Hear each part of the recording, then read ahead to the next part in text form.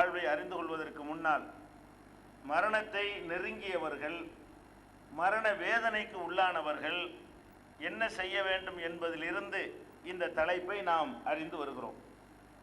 நேற்றைய தினம் இறுதியாக நம்ம சொன்னோம், ஒரு மனிதன் எவ்வளவுதான் சிரமங்கள் கஷ்டங்கள் வந்தாலும் இறைவா என்னை மரணிக்க செய்து விடுன்னு கேட்கவே கூடாது. எவ்வளவு துன்பங்கள் சிரமங்கள் வந்தாலும் அதிகபட்சமாக நம்ம என்ன கேட்கலாம்னு கேட்டால், இறைவா நான் வாழ்வது எனக்கு நல்லதாக இருந்தால் வாழவை, நான் சாவது எனக்கு நல்லதாக இருந்தால் என்னுடைய உயிரை நீ எடுத்துக்கொள், இப்படி தான் கேட்கணுமே தவிர எனக்கு சாவை கொடுத்துருன்னு கேட்கக்கூடாது என்று நபிகள் நாயகம் ஸல்லல்லாஹு அலைஹி வஸல்லம் அவர்கள் கடுமையான முறையில் நமக்கு எச்சரிக்கை செய்திருக்கிறார்கள். ஒரு தடவை நபி ஸல்லல்லாஹு அலைஹி வஸல்லம் அவர்கள் ஒரு மனிதரை நோய் விசாரிப்பதற்காக வேண்டி போனாங்க. அவர் ரொம்ப கோழி குஞ்சு மாதிரி நோயிலே கடந்து மெலிஞ்சு போயிருக்கிறார். அவர் ஏற்கனவே இருந்த நிலையில இருந்து இப்ப பார்த்தோம்னு சொன்னா எலும்பும் தோலும்னு சொல்லுவோம்ல, அதை அரபுல கோழி குஞ்சு மாதிரின்னு சொல்லுவாங்க. எலும்பும் தோலுமாக அவர் மெலிஞ்சு போன நிலையில அவர் இருக்கிறார்.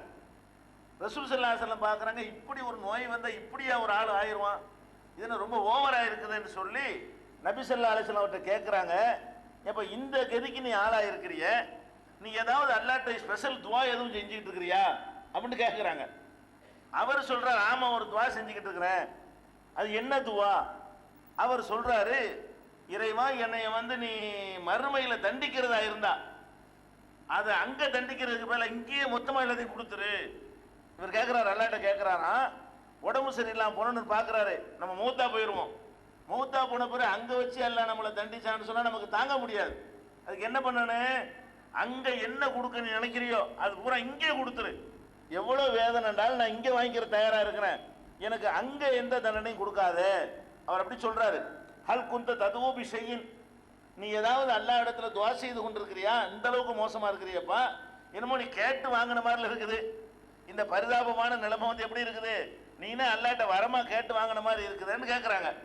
அவர் சொல்றாரு, அல்லாஹும்ம மா குன்த மாஃபி பிஹி ஃபில் ஆஹிரா ஃபஅஜ்ஜில் ஹுலி ஃபித் துன்யா, மறுமையில் எனக்கு என்ன தண்டனை நீ தருவதாக இருக்கிறாயோ அது இங்கேயே முன்கூட்டி தந்து விடு, இதைத்தான் நான் கேட்குறேன்.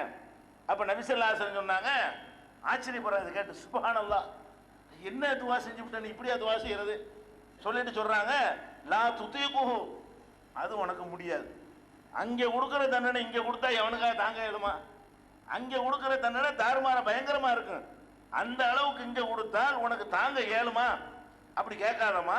எப்படி கேட்கணும், நீ கேட்கிறதாக இருந்தால் அல்லாஹும்ம ஆத்தினா ஃபித் துன்யா ஹஸனா வ ஃபில் ஆখিরাতি ஹஸனா வ கினா அஸாபன்னார். நீ கேட்கிறதா இருந்தா இப்படி கேளு. எப்படி கேட்கணும், இறைவா இந்த உலகத்துல எனக்கு நல்லதா, அங்கேயும் நல்லது, அப்படி கேளு. அங்க தர்றதா இருந்தா இங்க தந்துருன்னு கேட்கறது என்னமோ அல்லாஹ்வுடைய கருணையை நீ எதிர்பார்க்காத மாதிரி, கருணையை நம்பாத மாதிரியா நீ பேசுற? அங்கேயும் தண்டிக்காம இங்கேயும் தண்டிக்காம அல்ல இருக்க மாட்டானா? அவனுடைய கருணை எப்படி கேட்கணும், அங்கேயும் எனக்கு நல்லதை கொடு, இங்கேயும் நல்லதை கொடு, பக்கினா அதா பண்ணார், நரக வேதனையை விட்டு என்னை காப்பாத்து, இப்படி இந்த மூணு தான் கேட்கணுங்கிறாங்க. அப்ப மறுமையில உள்ள எனக்கு கஷ்டம் வரக்கூடாது என்பதற்காக வேண்டி இந்த உலகத்திலேயே கஷ்டத்தை கேட்கறது கூட தடை இருக்கு மார்க்கத்தில்.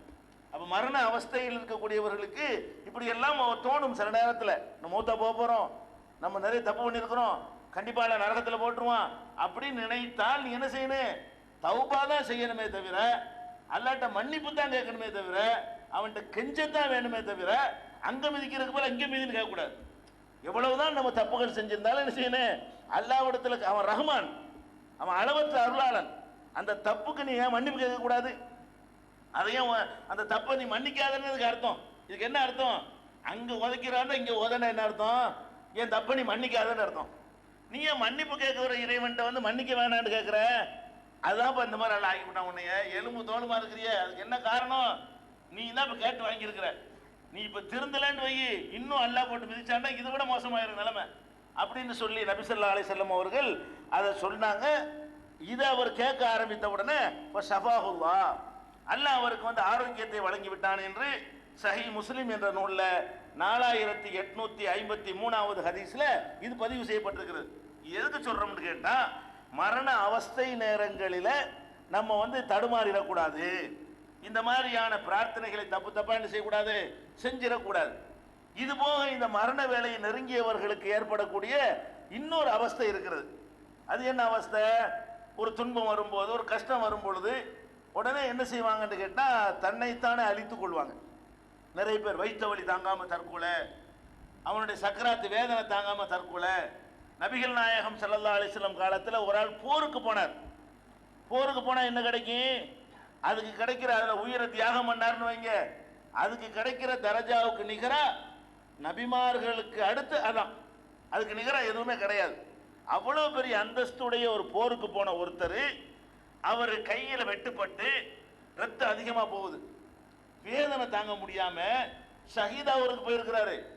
போர் களத்தில் நின்று கொண்டு வேதனை தாங்க முடியாம அவருடைய ஈட்டி எடுத்து அவரை குத்திக்கிட்டு அந்த வேதனையில துடிக்க தாங்க முடியாம அல்லாஹ்வுக்காக உயிரை கொடுக்க வந்தாரு. அந்த ரத்தம் அதிகமாக போக போக அவருக்கு வலி தாங்க முடியாம இதை நமக்கு பொறுக்க முடியலையே அப்படின்னு குத்தி கொண்டு நினைஞ்சிட்டார், தன்னைத்தானே அழித்து கொண்டார். ரசூல் ஸல்லல்லாஹு அலைஹி வஸல்லம் சொல்றாங்க, இந்த அடியான் என் விஷயத்தில் அவசரப்பட்டு விட்டான், ஹர்ரம்து அலைஹில் ஜன்னா, அவனுக்கு சொர்க்கத்தை நான் ஹராம் ஆக்கிட்டேன். உடனே அல்லாஹ் சொல்லிவிட்டான், நீ இதுக்கு அவசரப்பட்ட, எனக்கு தெரியும் எப்போ எடுக்கணும்னு, உன் உயிரை எப்போ எடுக்கணும்னு எனக்கு தெரியும், நீ எதுக்கு அவசரப்பட்டு உன்னை அழித்தாய் அப்படிங்கிற அளவுல நபிகள் நாயகம் ஸல்லல்லாஹு அலைஹி வஸல்லம் அவர்கள் அந்த ஷஹீதை பற்றி கடுமையான ஒரு எச்சரிக்கை செய்கிறார்கள். அப்ப நம்ம மரண வேளையில் இருக்கும் பொழுது எவ்வளவு கஷ்டங்கள் வந்தாலும், எவ்வளவு அவஸ்தை வந்தாலும், நம்மை நாமே அழித்து 2 மாத்திரை வாங்கித்தாங்க, சாப்பிட்டு போயிடுறேன் கேட்குறவங்களாம் இருக்கிறாங்க. எனக்கு தேவை ஒரு விஷத்தை வாங்கித்தாங்க, குடிச்சிட்டு அதோடு போயிடுறேன், எனக்கு தாங்க இயலலை, வேதனை பொறுக்க இயலலை அப்படிங்கிற மாதிரி எல்லாம் நினைக்கிறோம் இல்லையா? இது பயங்கரமான குற்றம். இது விளைவிக்கிற மறுமையை நம்புற ஒருத்தனுக்கு இது நிரந்தர நரகத்தில் கொண்டு சேர்க்கக்கூடிய குற்றம். இது புரிஞ்சுக்கிறணும். அல்லாஹ்வுக்கு இணை கற்பித்தால் நிரந்தர நரகம்னு விளங்கி இருக்கிறோம், அல்லாஹ்வே இல்லைன்னு சொன்னால் நிரந்தர நரகம்னு விளங்கி இருக்கிறோம். வட்டி வாங்கினார்களே ஆனால் நிரந்தர நரகம்னு விளங்கி இருக்கிறோம். அதே மாதிரி நிரந்தர நரகம் எதுக்குன்னு கேட்டா, கொலை செஞ்சாலும் தற்கொலை செஞ்சாலும், இன்னொரு மனுஷனை கொலை செஞ்சாலும் சரி, நம்மை நாமையே கொலை செய்து கொண்டாலும் சரி, கொலைக்கு உரிய தண்டனை என்ன? நரகம். என்ன நரகம்? நிரந்தர நரகம். நிரந்தர நரகம்னா மற்ற தப்பு செய்தவர்கள் அதை நரகத்தில் மன்னிக்கலன்னு வைங்க, நரகத்தில் போடுவான், கொஞ்ச நாளைக்கு பிறகு போடான்னு அனுப்பி விட்டுருவான். இதுக்கு ஒரு 10 வருஷம் கொடுக்கலாம், இதுக்கு ஒரு 50 வருஷம் கொடுக்கலாம்னு இது கணக்கு பண்ணி நம்ம செஞ்ச தப்பை எல்லாம் மன்னிச்சான்னா நேரவே சொர்க்கத்தில் விட்டுருவான். மன்னிக்காம தண்டிச்சான்னு வைங்க, ஏதோ கொஞ்ச நாள் நரகத்தில் போட்டுட்டு பிந்தியாச்சும் சொர்க்கத்தில் அனுப்பிடுவான். நிரந்தர நரகம்ங்கிற ஆட்களுடைய கதி என்ன தெரியுமா? போனதுதான். நரகத்துக்கு போனார்களே ஆனால் கடைசி வரைக்கும் நரகத்தில் இருக்கணும், சொர்க்கம்ங்கிற வாடையை கூட அவங்க அடைய முடியாது. அப்படிப்பட்ட பாவத்தில் எது ஒன்று? தற்கொலை என்பது ஒன்று. இது நம்ம மரண வேளையில் ஒவ்வொருத்தரும் அடைய இருக்கிறோம். எல்லாருமே நம்ம மரண வேலையை கண்டிப்பா அடையக்கூடியவர்களாக இருக்கணும். அது மாதிரி வரக்கூடிய நேரத்தில் ரொம்ப உறுதியாக ஒரு காலத்தில் நம்ம அழிச்சு கொள்ளக்கூடாது. நபிகள் நாயகம் ஸல்லல்லாஹு அலைஹி வஸல்லம் இது அந்த ஹதீஸ், ஒரு அடியான் முந்தி கொண்டு செத்து போயிட்டாங்க இல்லையா, அதனால சொர்க்கத்தை ஹராமாக்கி விட்டேன்னு நல்லா சொல்றானே, அது புகாரியில 1364வது ஹதீஸில் இருக்கிறது.